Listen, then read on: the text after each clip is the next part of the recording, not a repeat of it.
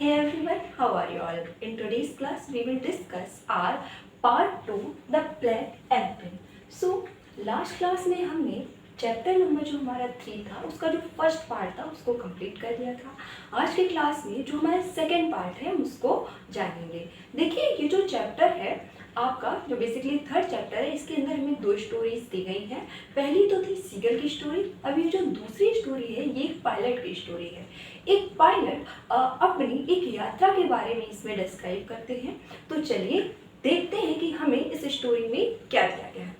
Alright, so the second story name is the black aeroplane. एक काला aeroplane का meaning तो आप सभी को पता होता है, एरोप्लेन का मीनिंग होता है एरोप्लेन, हवाई जहाज। So first of all we will read about the author. About the author का मीनिंग होता है ऑथर के बारे में, जो लेखक है। ऑथर का मीनिंग होता है लेखक, लेखक के बारे में। ये चैप्टर किसने लिखा है अब हम उनके बारे में जानेंगे। Frederick McCarthy Forsyth. इसके जो राइटर हैं, ये जो हमारा पार्ट 2 है इसके राइटर है फ्रेडरिक मैकार्थी फॉसिल। Born 25 अगस्त 1938, ये इनका जो जन्म है उसका टाइम दे रखा है। Is an English novelist, journalist, former spy and occasional political commentator. सो यहाँ पर हमें बताया गया है जो फेडरिक मैकार्थी फॉसिल थे, ये क्या थे? एक इंग्लिश यानी कि अंग्रेजी उपन्यासकार थे, एक जर्नलिस्ट थे, फॉर्मर स्पाई थे। स्पाई का मीनिंग होता है जासूस।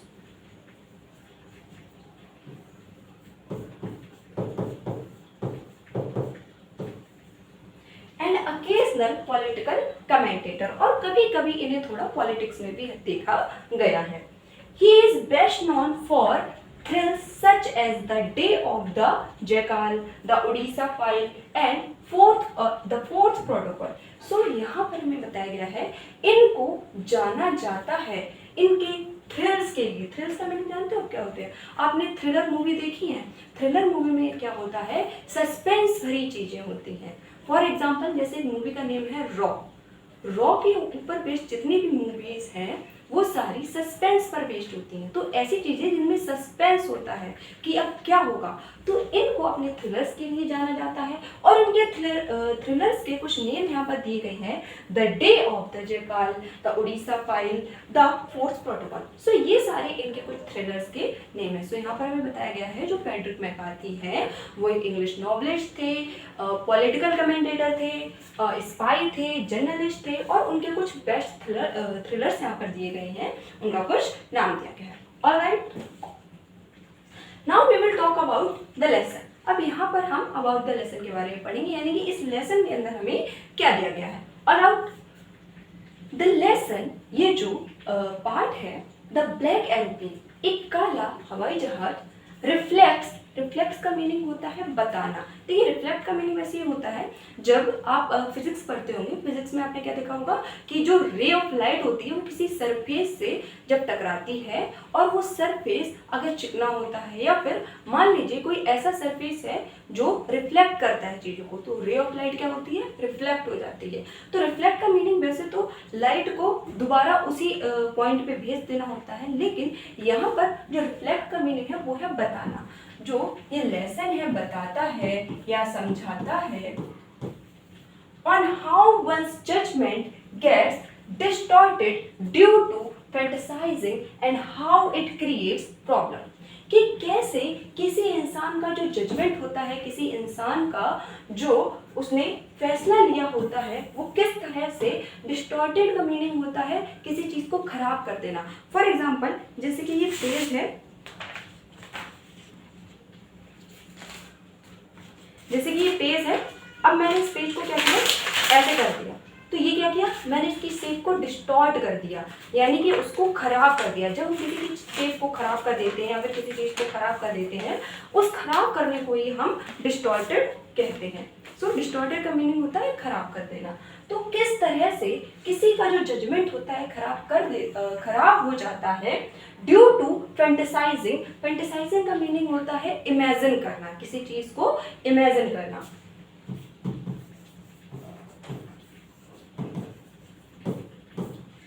इमेजिन करना, फॉर एग्जाम्पल जैसे हम पूरे दिन में क्या इमेजिन करते हैं, मेरे टेंथ में बहुत अच्छे मार्क्स आ गए हैं, मम्मी पापा बहुत खुश हो गए हैं, या फिर हम क्या फैंटेसाइजिंग करते हैं कि मेरे पास तो बहुत सारा पैसा है, मैं घूम रही हूँ, मैं यहाँ जा रही हूँ, मैं वहाँ जा रही हूँ, मैं क्या कर रही हूँ, मेरा जो मन कर रहा है मैं वो खा रही हूँ, मैं आसमान में उड़ रही हूँ। तो ये सारी चीज़ें क्या है, ये हम इमेजिन करते हैं, हम फैंटेसाइज करते हैं। तो यहीं पर जो फैंटेसाइज का मीनिंग है वो है इमेजिन करना। सो हमें बताता है ये जो चैप्टर ऑफ ब्लैक एरोप्लेन है कि किस प्रकार किसी इंसान का जो जजमेंट है, किसी इंसान की जो सोच है वो खत्म हो जाती है या फिर टूट जाती है, किसकी वजह से, इमेजिनेशन की वजह से, एंड हाउ इट क्रिएट्स, कैसे ये उत्पन्न करती है प्रॉब्लम्स, समस्याओं को। सो यहाँ पर हमें ये बताया गया है कि किस तरह से जो जजमेंट होता है, यानी कि जो हम सोचते हैं किसी भी चीज़ को लेकर, जो हम निर्णय ले लेते हैं, जजमेंट का मीनिंग बेसिकली यहाँ पर है निर्णय लेना, कि किस प्रकार से किसी का निर्णय खराब हो सकता है या फिर किसी का निर्णय डिस्टॉर्ट हो सकता है, किसकी वजह से, इमेजिनेशन की वजह से, और किस तरह से ये समस्याएं उत्पन्न कर देता है। अभी जब हम चैप्टर पढ़ेंगे तो आपको समझ में आएगा कि राइटर ने ये लाइन क्यों यहाँ पर बोली है, कि हम निर्णय ले लेते हैं और जब अपनी इमेजिनेशन के बेसिस पर निर्णय लेते हैं तो किस तरह से ये प्रॉब्लम्स उत्पन्न करती हैं चीज़ें। इन दिस चैप्टर, इस चैप्टर में the narrator is a pilot. जो नरेटर है, नरेटर का मीनिंग क्या होता है, जो चीज़ों को नरेट करता है, जो चीज़ों को बताता है। जब हमें कोई कहानी सुनाता है तो हम उसको नरेटर बोलते हैं। तो ये जो नरेटर है वो क्या है, एक पायलट है। पायलट आपको पता है कौन होते हैं, जो एरोप्लेन चलाते हैं, हेलीकॉप्टर चलाते हैं, वो पायलट बोलते हैं। जो is so eager to meet his family, जो कि बहुत ज़्यादा उत्सुक थे। ईगर का मीनिंग क्या होता है, उत्सुक होना, जो बहुत ज़्यादा उत्सुक थे। जब हम किसी चीज़ को बहुत उससे चाहते हैं ना कि हाँ ये मुझे चाहिए, तो उसको ईगरनेस बोलते हैं। सो जो इस चैप्टर के नरेटर है वो एक पायलट है, जो कि बहुत ज़्यादा उत्सुक थे। किस चीज़ से उत्सुक थे, मीट हिज फैमिली, अपने परिवार से मिलने के लिए, and have a good breakfast, और उनके साथ एक अच्छा भोजन करने के लिए, या फिर उनके साथ एक अच्छा नाश्ता करने के लिए, दैट, जो कि he takes the wrong decision, जिसने उन्हें wrong decision लेने दिया, of facing the storm instead of doing the right thing। जो इनकी ये चाहत थी, राइटर की चाहते थे कि वो अपनी फैमिली से मिले और वो उनके साथ ब्रेकफास्ट कराए, इसने क्या किया, इसने इनको रॉन्ग डिसीजन लेने दिया और उन्हें क्या हुआ, फेसिंग द स्टॉर्म। स्टॉर्म का मीनिंग होता है तूफान, और उन्हें तूफान का सामना करना पड़ा। इंस्टेड ऑफ का मीनिंग होता है के बजाय, डूइंग राइट थिंग, सही चीज करने की बजाय उन्हें क्या करना पड़ा, तूफान का सामना करना पड़ा। मिरेकुलसली का मतलब होता है मैजिकल। मिरेकुलस, एक आपने कार्टून सुना होगा, एक कार्टून आता है, अभी भी आता है, उसका नाम है Miraculous, the story of Cat Noir and Ladybug, कुछ ऐसा ही नेम है। तो मिरेकुलस का मीनिंग होता है जादू होना। जब किसी चीज़ में हम जादू की बात करते हैं, मैजिक की बात करते हैं, तो उसको हम मिरेकुलसली बोलते हैं। चमत्कार आप इसे बोल सकते हैं, हिंदी में हम चमत्कार बोलते हैं। मिरेकुलसली ही समहाउ का मीनिंग होता है कैसे भी। He somehow manages to escape with the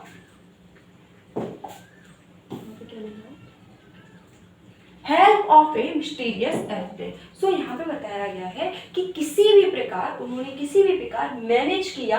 escape मतलब बच निकलना। यहाँ पर एस्केप, हम किससे एस्केप होने की बात करें, तूफान से बच निकलने की। तो किसी प्रकार से वो बच निकले, किसकी हेल्प से, with the help of the mysterious aeroplane. जो मिस्टीरियस एरोप्लेन था, जो रहस्यमयी हवाई जहाज था, उसकी हेल्प से वो उस तूफान से बच निकले। सो ओवरऑल हमें इसमें क्या बताया गया है कि जो राइटर हैं वो बताते हैं कि किस तरह से हम अपनी इमेजिनेशन के बेसिस पर जब निर्णय ले लेते हैं, जब हम अपनी फैंटेसीज के बेसिस पर निर्णय ले लेते हैं, तो ये किस तरह से हमारे निर्णय को बर्बाद कर देती हैं चीज़ें, और ये प्रॉब्लम क्रिएट करती हैं चीज़ें। लीजिए। इस चैप्टर में जो नरेटर है वो एक पायलट है और वो बहुत ही ज़्यादा उत्सुक है। किस लिए उत्सुक है? क्योंकि वो अपनी फैमिली से मिलना चाहते हैं और उनके साथ ब्रेकफास्ट करना चाहते हैं। और जो ये उनकी चाह है, इसी चाह की वजह से ही उन्होंने एक गलत डिसीजन लिया और गलत डिसीजन लेने का परिणाम क्या हुआ? उन्हें एक तूफान का सामना करना पड़ा। लेकिन मैजिकली क्या हुआ? किसी प्रकार से वो बच निकले उन्होंने। और वो किसकी सहायता से बच निकले? एक मिस्टीरियस यानी कि एक रहस्यमयी हवाई जहाज था, उसकी सहायता से वो किसी प्रकार बच निकले। Alright, the moon was coming up in the east. जो चांद था वो पूर्व की दिशा से आ रहा था। बिहाइंड मी, मेरे पीछे, and stars were shining in the clear sky above मी। और जो तारे थे वर शाइनिंग, शाइन कर रहे थे, चमक रहे थे। शाइनिंग का मीनिंग होता है चमकना।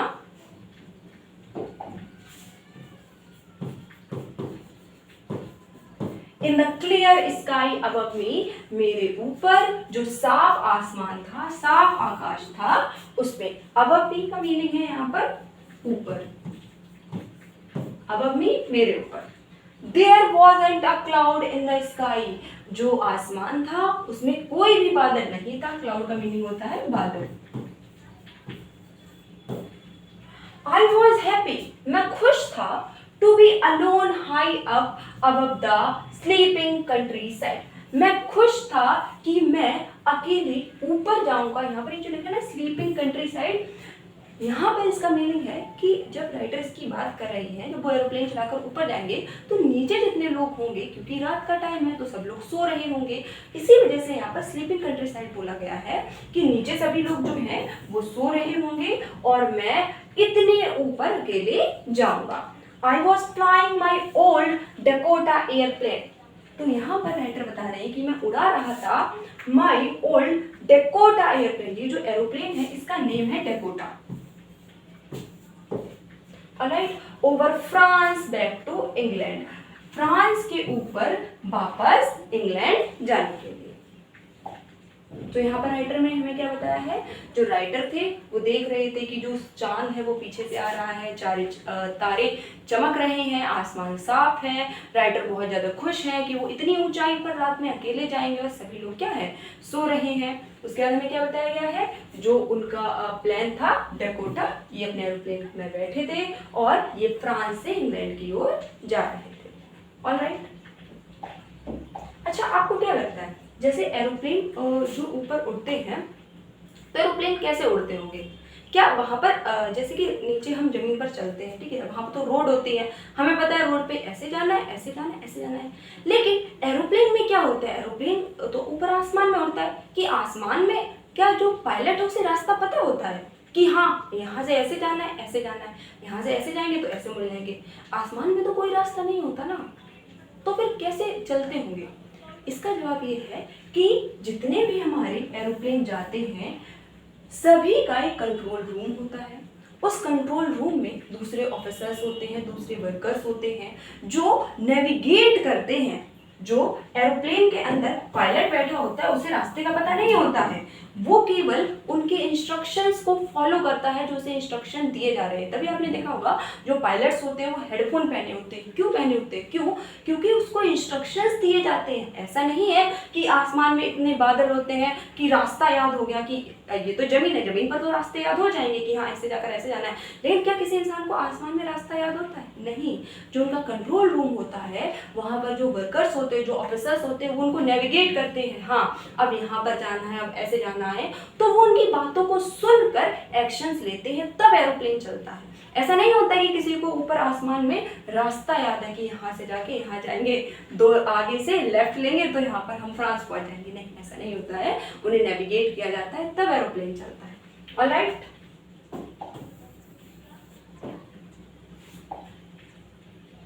सो यहाँ पर अब हमारा जो टेक्स्ट है वो स्टार्ट हो गया है।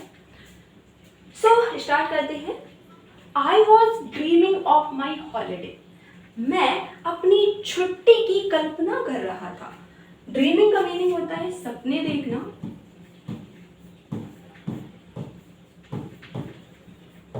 या फिर कल्पना करना।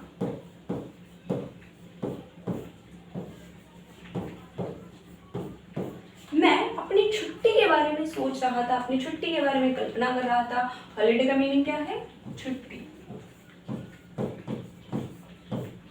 तो यहाँ पर राइटर बता रहे हैं चैप्टर की स्टार्टिंग में कि मैं ना अपने छुट्टी के बारे में सोच रहा था। ऐसा होता है ना, आप देखिए, आप रोज स्कूल जाते हैं या फिर आप कोचिंग जाते हैं, संडे वाले दिन क्या होता है? छुट्टी होती है। तब आप क्या सोचते हो? कल तो देर तक सोऊंगी, या फिर कल तो देर तक सोऊंगा, या फिर कल तो पूरे दिन क्रिकेट खेलूंगा, ये सब सोचते हो ना।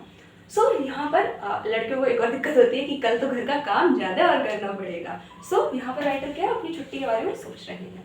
And looking forward to being with family, और वो अपने परिवार के साथ होने की बारे में सोच रहे हैं। And looking forward to being, looking forward मतलब आगे देखना या फिर आगे की कल्पना करना। To being with my family, अपने परिवार के साथ होने के लिए। बीइंग विद माई फैमिली का मीनिंग है अपने परिवार के साथ होना। I looked at my watch, looked at का मीनिंग होता है देखना। मैंने देखा, क्योंकि यहाँ पर सेकेंड फॉर्म है तो हो जाएगा मैंने देखा। एट माई वॉच, मेरी घड़ी में 1:30 इन द मॉर्निंग, यानी कि 1:30 हो रहा था सुबह के। बेसिकली यहाँ पर रात की बात की जा रही है, 1:30 पर रात की होती है। 1:30 इन द मॉर्निंग, 1:30 बजे या फिर 1:30 पर मुझे I should call Paris control soon, मुझे कॉल आया पेरिस कंट्रोल से। आई थॉट, मैंने सोचा। As I looked down past the nose of my aeroplane, जैसे ही मैंने अपने एरोप्लेन को देखा, I saw the light of a big city in front of me, मेरे सामने एक बड़ी सी लाइट थी। I saw the light of big city, यानी कि जो बड़ा शहर था वो, उसकी जो लाइट्स थी मेरे सामने थी। I switched on the radio and said, मैं रेडियो पर गया और मैंने कहा पेरिस कंट्रोल। पेरिस कंट्रोल, ये जो मैंने आपको बताया था, जो हेलीकॉप्टर होते हैं, जो एरोप्लेन चलते हैं, उनका एक कंट्रोल रूम होता है बेसिकली। वहां से वर्कर्स जो होते हैं, जो ऑफिसर्स होते हैं, वो उनको नेविगेट करते हैं। तो यहाँ पर राइट तरफ रेडियो पर चले गए हैं, बोल रहे हैं कि Paris control Dakota DS-088 here, जो डेकोटा DS-088 है, ये उस एरोप्लेन का नेम है, यहाँ आया है। कैन यू हियर मी, क्या आप मुझे सुन सकते हैं? I am on my way to England, मैं इंग्लैंड की ओर जा रहा हूँ। ओवर, अब यहाँ पर क्या हुआ है? ओवर हो गई है, यानी कि बात समाप्त हो गई है। The voice from the radio answered me immediately, जो वॉइस थी यानी कि जो आवाज थी फ्रॉम द रेडियो, रेडियो की तरफ से, आंसर्ड मी इमीडिएटली, उसने मुझे तुरंत, इमीडिएटली का मीनिंग होता है तुरंत, उत्तर दिया। आंसर्ड मी, मुझे उत्तर दिया। DS-088, DS-088, I can hear you, मैं आपको सुन सकता हूँ। You ought to turn 12 degrees west now, अब आपको 12 डिग्रीज वेस्ट यानी कि पश्चिम की तरफ मुड़ना है। DS-088 ओवर, अब यहाँ पर क्या हुआ? बातचीत समाप्त हो गई है। तो बेसिकली यहाँ पर बातचीत दिखाई गई है, जो ये नरेटर है, राइटर है, उनकी जो कंट्रोल रूम के साथ बात हुई है, वो जो राइटर है वो बोलते हैं कि डेकोटा DS-088 यहाँ पर आ गया है, क्या आप मुझे सुन सकते हैं? ओवर। सो यहाँ पर फिर उन्हें उत्तर मिलता है कि हाँ मैं तुम्हें सुन सकता हूँ। आपको क्या मुड़ना है? 12 डिग्री वेस्ट में मुड़ना है, यानी कि 12 डिग्री आपको पश्चिम में मुड़ना है। मैंने आपको बताया था आसमान में कोई रास्ता नहीं होता है, वहाँ पर जो पायलट होता है उसको नेविगेट किया जाता है, उसी नेविगेशन के अकॉर्डिंग वो इधर से उधर जो अपना एरोप्लेन होता है उसको घुमाता है और फिर हम डेस्टिनी तक पहुँच जाते हैं। Next is I checked the map and the compass, मैंने चेक किया। क्या चेक किया? या फिर मैंने देखा मैप को, यानी कि जो नक्शा था, नक्शा, एंड द कंपास। कंपास जानते हो क्या होता है? कंपास वो होता है जो हमें दिशा बताता है, इधर पूर्व है, इधर पश्चिम है। आपने देखा होगा इस तरह से होता है, कुछ इस तरह से होता है। इसमें ईस्ट लिखा होता है, इसमें नॉर्थ लिखा होता है, फिर साउथ होता है, इधर ईस्ट होता है, इधर वेस्ट होता है, और यहाँ पे एक सुई टाइप की होती है। आजकल आप अपने फोन में देखना, फोन में भी होता है जो कंपास होता है वो। Switched over to my second and last fuel tank, मैंने देखा कि जो मेरा सेकेंड, दूसरा और जो बचा हुआ फ्यूल टैंक था, and turn the Dakota 12 degrees west toward England, और मैंने अपनी डेकोटा को 12 डिग्री घुमा लिया टुवर्ड्स इंग्लैंड, इंग्लैंड की तरफ। I will be in time for breakfast, मैं ब्रेकफास्ट के टाइम तक वहां पर हो जाऊंगा, या फिर मैं ब्रेकफास्ट के टाइम तक वहां होऊंगा। आई थॉट, मैंने सोचा, a good big English breakfast, एक बहुत बड़ा English breakfast. Everything was going well, सब कुछ अच्छा जा रहा था। It was an easy flight, और जो फ्लाइट थी, जो उड़ान थी, वो काफ़ी ज़्यादा आसान थी। तो यहाँ पर राइटर में बता रहे हैं कि जो उनकी पहले तो क्या हुई, कंट्रोल रूम से बात हुई, उसके बाद उन्होंने क्या किया, अपने मैप को देखा, अपने कंपास को देखा, और उन्होंने फिर क्या किया, अपने डेकोटा को 12 डिग्री वेस्ट इंग्लैंड की तरफ घुमा दिया। और वो सोच रहे हैं कि ब्रेकफास्ट के टाइम तक हाँ मैं वहां तक इंग्लैंड पहुंच जाऊंगा, और वो ये सोचकर खुश हो रहे हैं कि हाँ अब मुझे बहुत अच्छा इंग्लिश ब्रेकफास्ट मिलेगा। और सब कुछ अच्छा जा रहा था, और जो उड़ान थी वो काफी ज्यादा आसान थी।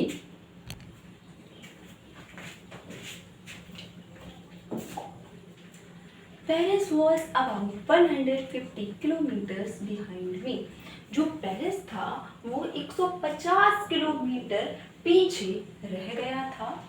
When I saw the clouds, storm clouds, जब मैंने देखे बादल, क्लाउड्स का मीनिंग होता है बादल, स्टॉर्म क्लाउड्स का मीनिंग है यहाँ पर तूफानी बादल।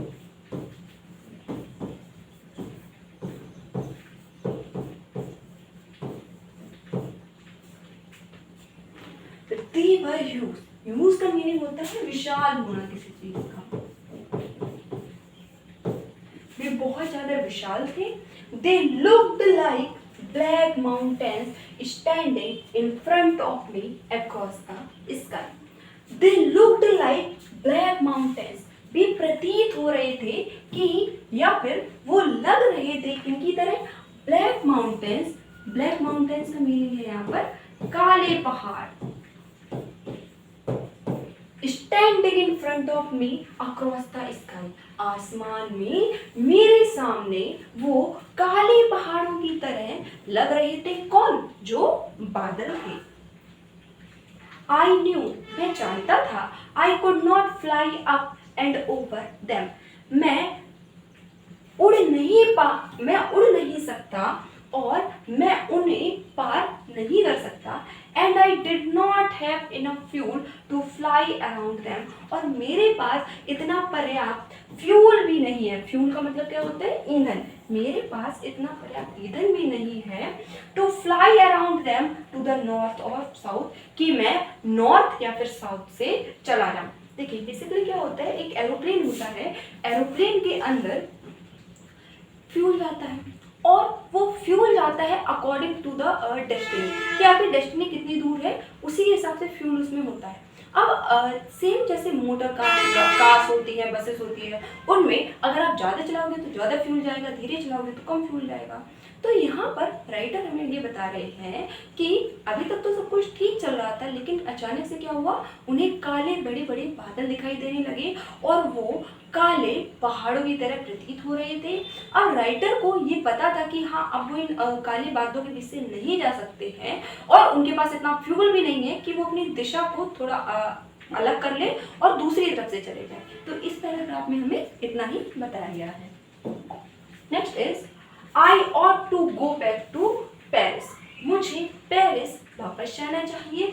आई थॉट, मैंने सोचा, but I wanted to get home, लेकिन मैं घर चाहता था, मैं घर जाना चाहता था। आई वॉन्टेड दैट ब्रेकफास्ट, मैं उस नाश्ते को चाहता था। I will take the risk, मैं रिस्क लूंगा। आई थॉट, मैंने सोचा, and flew that old Dakota straight into the storm, और मैं उस पुरानी डेकोटा को सीधे उस तूफान में उड़ाते हुए ले गया। अब आपको एक चीज़ समझ में आई, यहाँ पर राइटर ने क्यों कहा था कि जो इंसान की फैंटेसीज होती हैं वो उसके लिए प्रॉब्लम्स पैदा कर देती हैं। अब यहाँ पर देखिए, पता है राइटर को कि उसके पास पर्याप्त फ्यूल भी नहीं है, और वो इनके अंदर अगर जाएगा, इन बादलों के अंदर जाएगा, हो सकता है उसका कनेक्शन कंट्रोल रूम से टूट जाए, वो कैसे आगे जा पाएगा। तो यहाँ पर हमें राइटर ने बताया है कि उसकी जो ये इच्छा थी ना, उसकी जो फैंटेसी थी कि मुझे तो घर जाना है, मुझे ब्रेकफास्ट खाना है, हालांकि घर तो वो किसी और दिन भी जा सकता था, लेकिन उस वक्त क्या था, राइटर को बहुत ज़्यादा ईगरनेस थी कि मुझे नहीं, घर मुझे जाना ही है, मुझे ब्रेकफास्ट उनके साथ, अपनी फैमिली के साथ करना ही है। इस इच्छा ने, इस फैंटेसी ने ही उन्हें क्या किया, खतरा मोड़ लेने पर मजबूर कर दिया। और इससे क्या हुआ, इससे अब हमें आगे चैप्टर में पढ़ने को मिलेगा कि क्या हुआ, आगे हम देखते हैं। लेकिन अभी हमें अंदाजा तो मिल गया ना कि अगर वो तूफानी बादलों में जाएंगे तो सीधी सी बात है, उन्हें प्रॉब्लम उठानी पड़ेगी। हो सकता है उनसे कंट्रोल रूम का जो कॉन्टैक्ट है वो टूट जाए, कनेक्शन है वो खराब हो जाए, या फिर उन्हें कुछ दिखाई ही ना दे। तो चलिए आगे देखते हैं कि फिर क्या हुआ। इनसाइड द क्लाउड्स, इनसाइड का मीनिंग होता है अंदर, द क्लाउड्स का मीनिंग है बादलों के अंदर। बादलों के अंदर एवरीथिंग वॉज सडनली ब्लैक, सब कुछ, सडनली का मीनिंग होता है अचानक। बादलों के अंदर अचानक सब कुछ काला हो गया। I was impossible to see anything outside the aeroplane.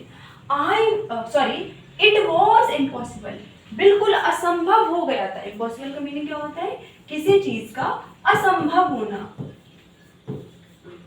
बिल्कुल असंभव हो गया था to see anything outside the aeroplane, जो हवाई जहाज था उसके बाहर कुछ भी देख पाना।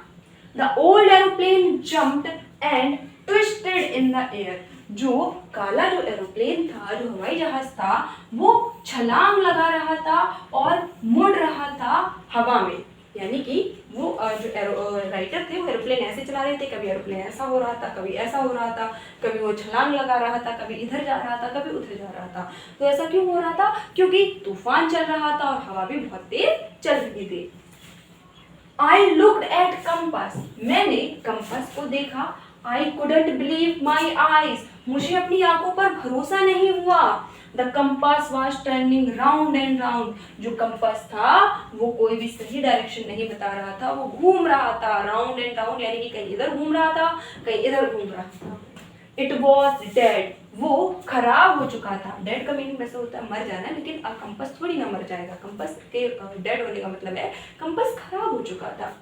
I would not, it would not work, यह काम नहीं कर रहा था। The other instruments were suddenly dead, और जो दूसरे इंस्ट्रूमेंट थे, दूसरी जो चीजें थी, वर सडनली डेड, वो भी अचानक काम करना बंद कर दी। टू बेबी, टू का मीनिंग है यहाँ पर दूसरी यूज किया गया है, क्योंकि पहले हमने कंपास के बारे में बताया कि कंपास डेड हो गया था, उसके बाद हमने किसके बारे में बताया, उसके बाद हमने दूसरे और भी इंस्ट्रूमेंट्स के बारे में बताया। इंस्ट्रूमेंट का मीनिंग क्या होता है, जो आसपास संयंत्र लगे हुए हैं, यानी कि एरोप्लेन के अंदर, अगर आपने कभी देखा हो या फिर आप गूगल पर सर्च भी कर सकते हैं, जो पायलट का एरिया होता है उसमें बहुत सारे इंस्ट्रूमेंट्स होते हैं, फोन भी होता है, कॉल कनेक्शन भी होता है, उसका व्हील भी होता है, ऊपर नीचे करने के लिए बहुत सारी चीजें होती हैं। तो राइटर में भी बता रहे हैं कि पहले तो मेरा कंपास खराब हो गया और अचानक दूसरी और भी जो इंस्ट्रूमेंट थे वो भी खराब हो गए, वो भी चलना बंद हो गए। Paris control, can you hear me? So यहाँ पर अब ऑथर अपने रेडियो पर बोल रहे हैं कि पेरिस कंट्रोल, क्या आप मुझे सुन सकते हैं? जैसा कि मैंने आपको बताया, जब एरोप्लेन आसमान में उड़ता है तब ऐसा नहीं होता है कि जो उसके अंदर पायलट बैठा हुआ है उसे रास्ता पता है आसमान में, उसे नेविगेट किया जाता है through control room. Control room के वर्कर्स उसको नेविगेट करते हैं और उस नेविगेशन को सुनते ही जो पायलट होते हैं वो अपनी डेस्टिनी तक पहुंचते हैं। तो यहाँ पर क्या हुआ है, जो हमारे ऑथर हैं वो स्टॉर्म में जा चुके हैं और इसकी वजह से उनकी सारी चीज़ों ने काम करना बंद कर दिया है और उनका कनेक्शन भी कंट्रोल रूम से टूट गया है। Alright, there was no answer, कोई भी उत्तर नहीं आया। आंसर का मीनिंग होता है उत्तर।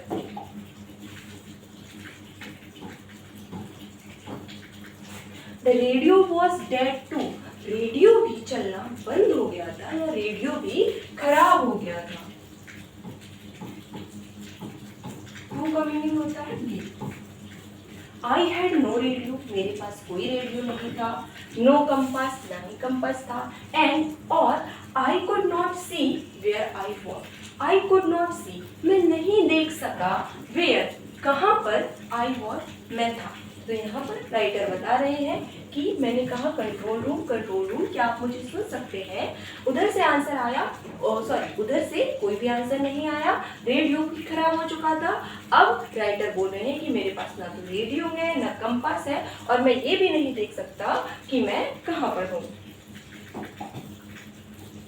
After that, I was lost in the storm. I was lost. Lost का मीनिंग होता है खो जाना। मैं खो गया in the storm, तूफान में। Then तब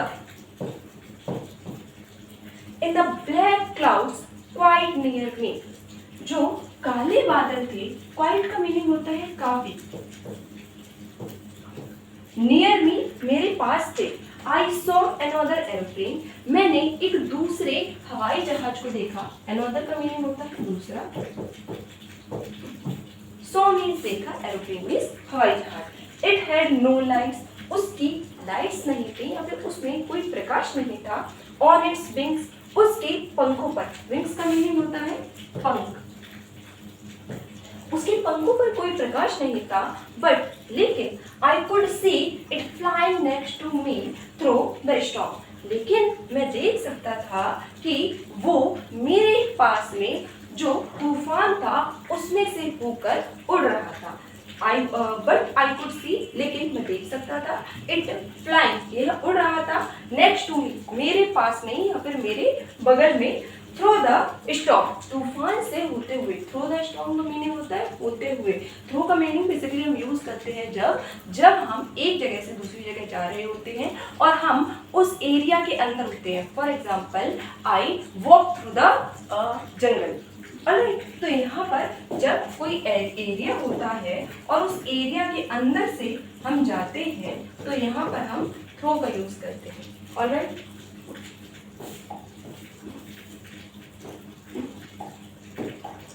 next is I could see the pilot's face. I could see, मैं देख सकता था पायलट्स फेस, पायलट का जो चेहरा था। टर्न टुवर्ड्स मी, मेरी तरफ मुड़ा। टर्न मीन्स मुड़ा, टुवर्ड्स मीन्स मेरी तरफ या फिर मेरी ओर। I was very glad, मैं बहुत खुश था। ग्लैड का मीनिंग होता है खुश होना, हैप्पी होना, डिलाइटफुल होना। ये सभी क्या है? ग्लैड के सिनोनिम्स है। टू सी अनदर पर्सन, मैं बहुत खुश हुआ। टू सी, देख कर, अनदर पर्सन, एक दूसरे इंसान को, मैं एक दूसरे इंसान को देखकर बहुत ज़्यादा खुश हुआ। ही lifted one hand and waived, उसने एक हाथ उठाया। लिफ्टेड का मीनिंग होता है उठाना।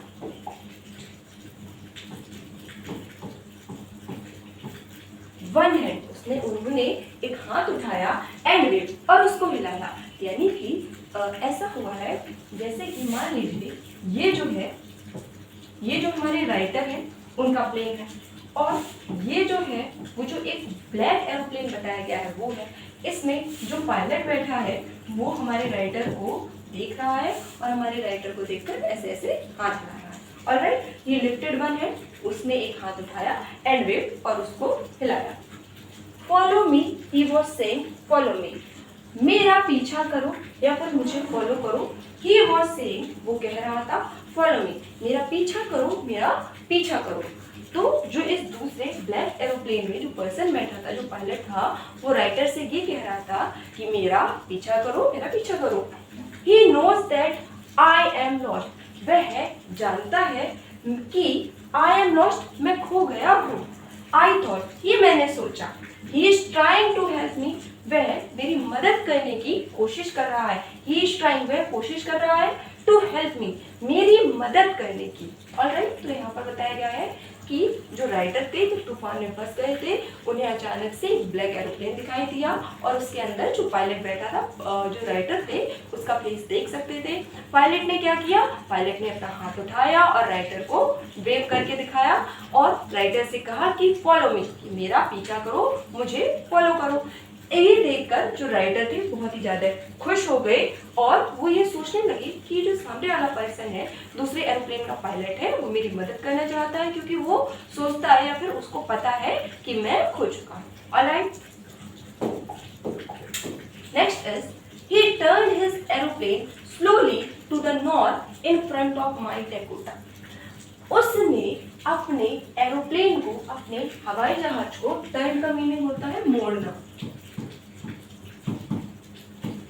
मुड़ाया धीरे से उत्तर की ओर in front of my Dakota, मेरी डेकोटा के सामने से होते हुए। फ्रंट का मीनिंग क्या है? सामने। For example there is a temple front of my house. So यहाँ पर राइटर बता रहे हैं कि उसने धीरे से अपने एरोप्लेन को मेरी डेकोटा के सामने से उत्तर की ओर मुड़ाया, सो दैट, ताकि। सो दैट का मीनिंग होता है ताकि, ताकि it would be easier for me, यह मेरे लिए आसान हो जाए। It would be easier, easier का मीनिंग होता है आसान। It would be easier for me, यह मेरे लिए आसान हो जाए, टू फॉलो हिम, उसे फॉलो करना या फिर उसका पीछा करना। आई वॉज वेरी हैप्पी, मैं बहुत खुश था। To go behind the strange aeroplane like an obedient child, मैं बहुत खुश था। क्यों था? टू गो बिहाइंड, गो का मतलब होता है जाना, बिहाइंड का मतलब होता है पीछे पीछे। मैं बहुत खुश था, स्ट्रेंज का मीनिंग होता है अनजान।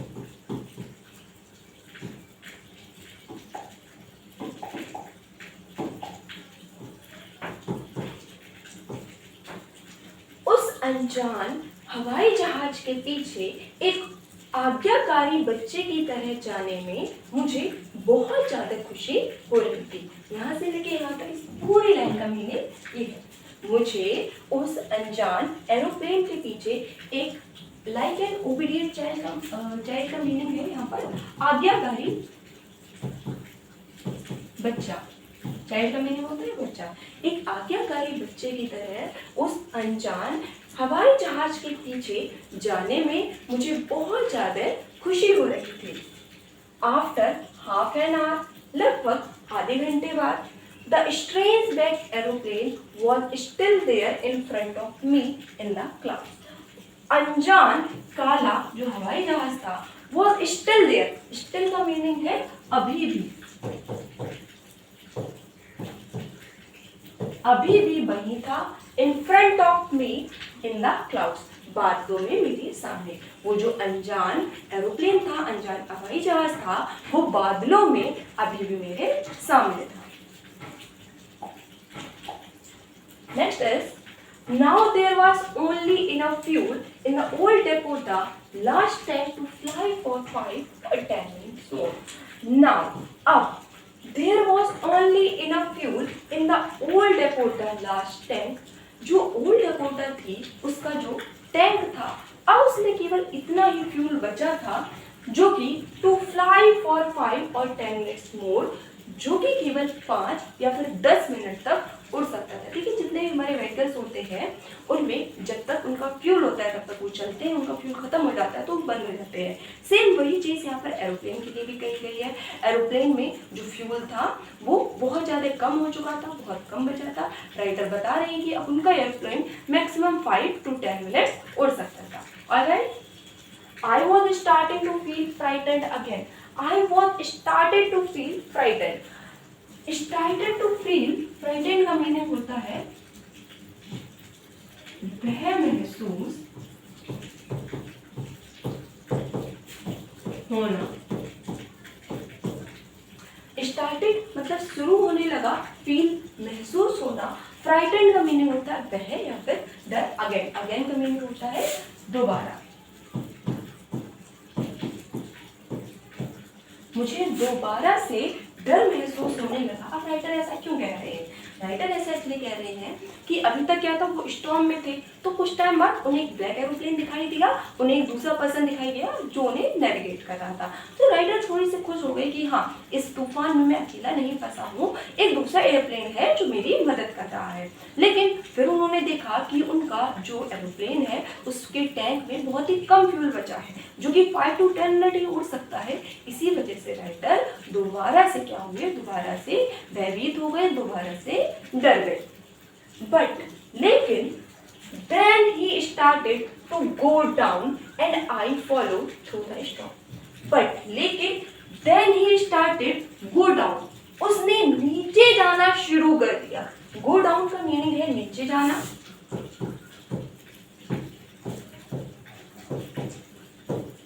And started का मीनिंग होता है शुरू करना. लेकिन उसने नीचे जाना शुरू कर दिया. किसने? जो दूसरा वाला एरोप्लेन था उसने.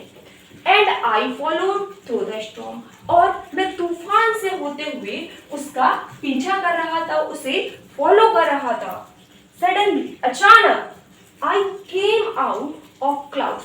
मैं बादलों से बाहर निकला. Suddenly का मीनिंग होता है अचानक. I came out of the clouds. मैं बादलों से बाहर निकला and saw two long straight lines of light in front of me. और मैंने देखी, क्या देखी? मेरे सामने दो लंबी कतारें किसकी? प्रकाश की. लेकिन अभी तक क्या हो रहा था? राइटर को डर लग रहा था. क्यों? क्योंकि उनके एरोप्लेन में फ्यूल कम हो गया था. लेकिन अचानक से क्या हुआ? वो जो ब्लैक एरोप्लेन था उसने नीचे जाना शुरू किया और राइटर को क्या दिखा? राइटर को दो लंबी प्रकाश की कतारें दिखी. अब आगे देखते हैं कि प्रकाश की कतारें क्या है. It was a runway. यह एक रनवे था. अब देखिए, रनवे उसे कहते हैं जब कोई हेलीकॉप्टर या फिर जो हवाई जहाज होता है वो उड़ना स्टार्ट करता है. ऐसा नहीं होता है कि ये रहा एरोप्लेन और इसने उड़ना स्टार्ट किया तो ये उड़ गया. नहीं, एरोप्लेन या फिर हेलीकॉप्टर जो होता है, बेसिकली अगर खासकर एरोप्लेन की बात करें तो जो एरोप्लेन होता है वो पहले थोड़ी देर जमीन पर ही चलता है, उसके बाद उड़ना स्टार्ट करता है. सो जो चलने का ये जो टाइम पीरियड होता है या फिर मैं कहूँ चलने का ये जो रास्ता होता है, इसी रास्ते को हम रनवे कहते हैं. कोई भी एरोप्लेन तुरंत ही नहीं उड़ जाता है. और लैंड करने के लिए भी ऐसा ही नहीं है कि कहीं से प्लेन उड़ता हुआ आया और उसने यहाँ पर लैंड कर दिया. नहीं, वो थोड़ी देर पहले चलता है जो रनवे होता है उस पर, उसके बाद वो ठहरता है. Alright, so it was a runway. ये तो रनवे था. अब जो राइटर है वो नीचे आए हैं, उन्हें प्रकाश की दो लंबी कतारें दिखी हैं, तो उसी के आगे राइटर बता रहे हैं कि ये तो रनवे था. एंड एयरपोर्ट, एक एयरपोर्ट, एक हवाई अड्डा. एयरपोर्ट का मीनिंग होता है हवाई अड्डा. हवाई अड्डा किसे कहते हैं? जहाँ पर बहुत सारे एरोप्लेन्स होते हैं जो उड़ान भरते हैं और लैंड करते हैं.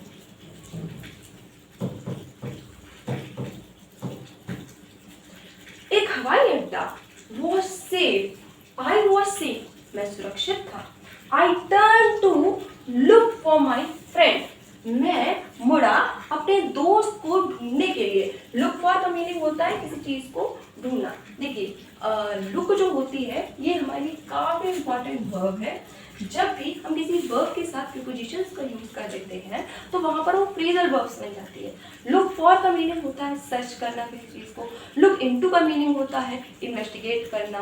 लुक आफ्टर का मतलब होता है किसी की केयर करना. तो लुक के साथ जो हम डिफरेंट प्रीपोजिशंस लगा देते हैं तो लुक का जो मीनिंग है वो चेंज हो जाता है. नॉर्मली जो लुक होता है उसका मीनिंग होता है दिखना, लेकिन लुक के साथ अगर हम अलग अलग प्रीपोजिशंस का यूज कर दें, फॉर एग्जाम्पल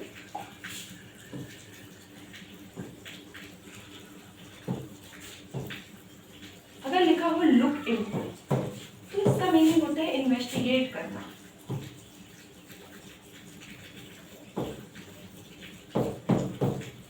अगर लिखा हो लुक फॉर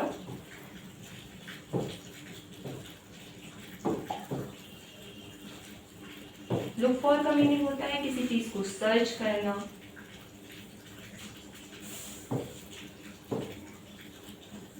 लुक आफ्टर लिखा हो तो इसका मीनिंग होता है to take care.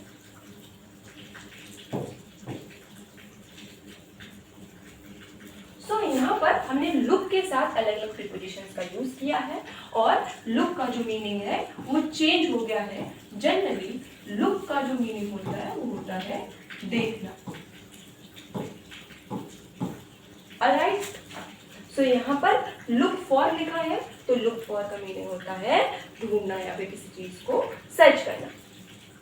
My friend in the black aeroplane, मेरा दोस्त जो कि काले हवाई जहाज में था। But the sky was empty, empty का मीनिंग होता है खाली हुआ।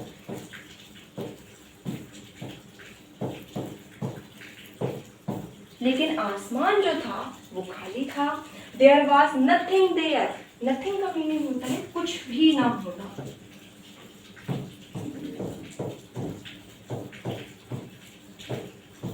लेकिन वहां पर कुछ भी नहीं था।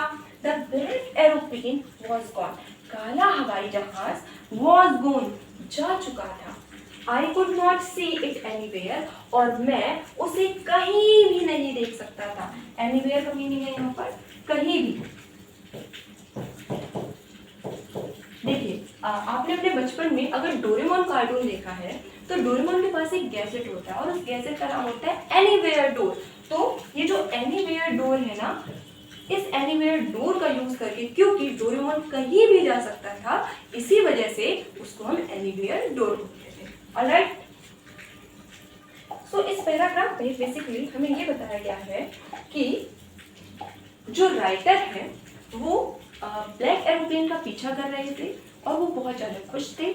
लेकिन कुछ समय बाद वो थोड़े से एनेक्शियस हो गए, थोड़े से भयभीत हो गए, क्योंकि उनके जो टैंक था, एरोप्लेन के टैंक में फ्यूल बहुत ही कम बचा था। लेकिन कुछ समय बाद क्या हुआ, वो ब्लैक एरोप्लेन नीचे उतरा। नीचे उतरने के बाद जो राइटर थे उन्होंने देखा तो प्रकाश की लंबी कतारें थी। फिर उन्होंने देखा ये तो एयरपोर्ट है, तो वो फिर खुद को सुरक्षित महसूस करने लगे। लेकिन उसके बाद वो अपने दोस्त को ढूंढने लगे जो उस काले एयरप्लेन में था, लेकिन उन्हें जो काला एयरप्लेन था वो कहीं भी नहीं दिख रहा। ऑलराइट, आई लैंडेड, मैं नीचे उतरा। लैंडेड का बेसिकली यहाँ पर मीनिंग है नीचे उतरना। जब भी हम किसी प्लेन को नीचे उतारते हैं या फिर एरोप्लेन को नीचे उतारते हैं तो वहां पर हम लैंडेड का यूज करते हैं। And was not sorry to walk away from the old Dakota near the control tower. और कंट्रोल टावर के पास, ये जो कंट्रोल टावर है उनका कंट्रोल रूम समझ लीजिए। जो एरोप्लेन्स होते हैं उनका जो हवाई अड्डा होता है, एयरपोर्ट होता है, वहां पर कंट्रोल रूम्स होते हैं। तो राइटर हमें बता रहे हैं कि मैं नीचे उतरा और मुझे दुख नहीं था या फिर मुझे बुरा नहीं लग रहा था। वॉज नॉट सॉरी का मीनिंग यहाँ पर है, सॉरी का मीनिंग बेसिकली वैसे होता है माफी मांगना, लेकिन यहाँ पर माफी मांगना नहीं है। यहाँ पर सॉरी का मीनिंग है कि मुझे बुरा नहीं लग रहा था। क्यों? कंट्रोल रूम के पास अपने पुराने डेकोटा से उतरकर चलने में। ऑलराइट, आई वेंट, मैं गया, एंड आस्क्ड अ वुमन, और एक महिला से पूछा। आज का मीनिंग है पूछना। मैं गया और मैंने एक महिला से पूछा इन द कंट्रोल सेंटर, जो कि कंट्रोल सेंटर के अंदर थी, यानी कि मैं उतरा, मैं गया और मैंने कंट्रोल सेंटर के अंदर एक महिला से पूछा वेयर आई वॉज, मैं कहाँ था, and who the other pilot, और जो दूसरा पायलट था वो कौन था, who the other pilot was, और दूसरा पायलट कौन था। आई वॉन्टेड टू से थैंक यू, मैं कहना चाहता हूँ धन्यवाद। यहाँ पर राइटर अब रनवे पर आ गए हैं, अब एयरपोर्ट पर आ गए हैं, कंट्रोल रूम में राइटर गए हैं, वहाँ पर एक लेडी है, एक वुमेन है, उससे राइटर पूछ रहे हैं कि मैं कहाँ पर था और वो दूसरा पायलट कहाँ पर है जो ब्लैक एरोप्लेन में था। और जो राइटर है उस ब्लैक एरोप्लेन वाले पायलट को थैंक यू बोलना चाहते हैं। She looked at me very strangely, उसने मुझे बहुत ही ज़्यादा आश्चर्य से देखा, या फिर यहाँ पर स्ट्रेंजली को हम बोल सकते हैं विचित्रता से देखा।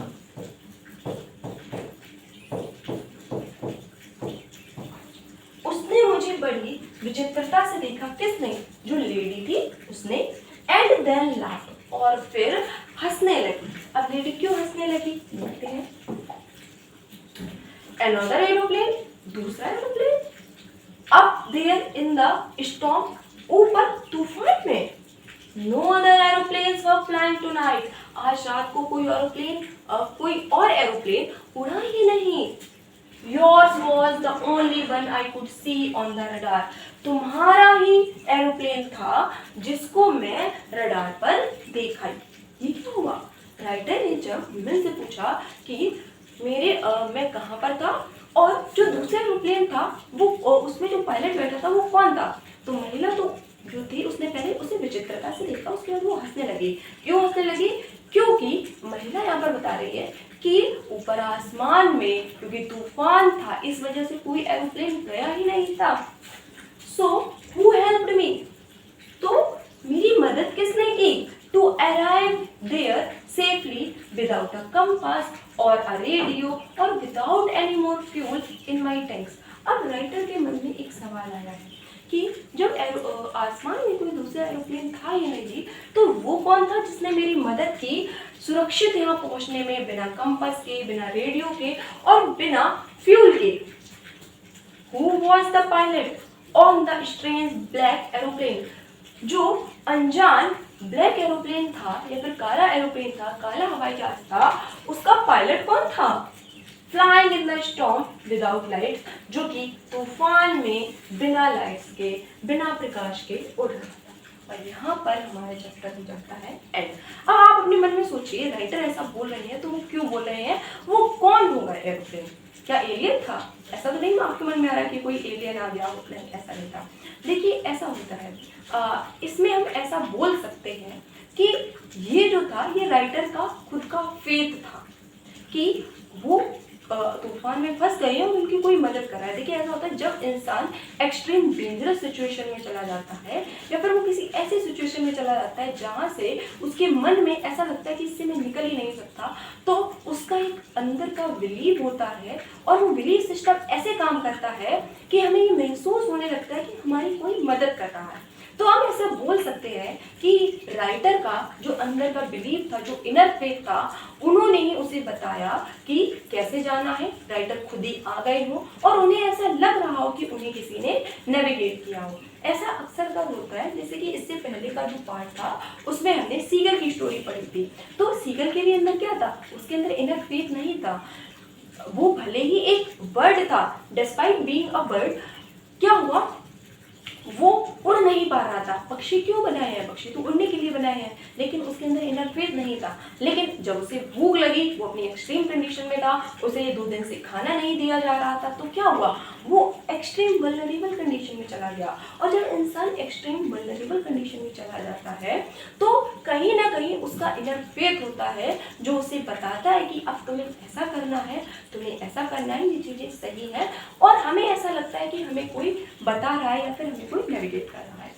सो इस तरह से ही हमारे चैप्टर एंड होता है। बेसिकली यहाँ पर जो ब्लैक एरोप्लेन था वो कोई नहीं बल्कि जो हमारे राइटर है, जो नरेटर है, उनका इनर फेथ था। और जो राइटर है उस स्टॉर्म से खुद ही बाहर निकल आए अपने उस इनर फेथ के भरोसे। सो आपका होमवर्क ये है कि आपको इस पूरे चैप्टर को अच्छे से दोबारा रीड करना है, जो भी मीनिंग नहीं आए हैं उन मीनिंग को लिखना है, ऑनलाइन करना है। Have a wonderful day. Thank you so much.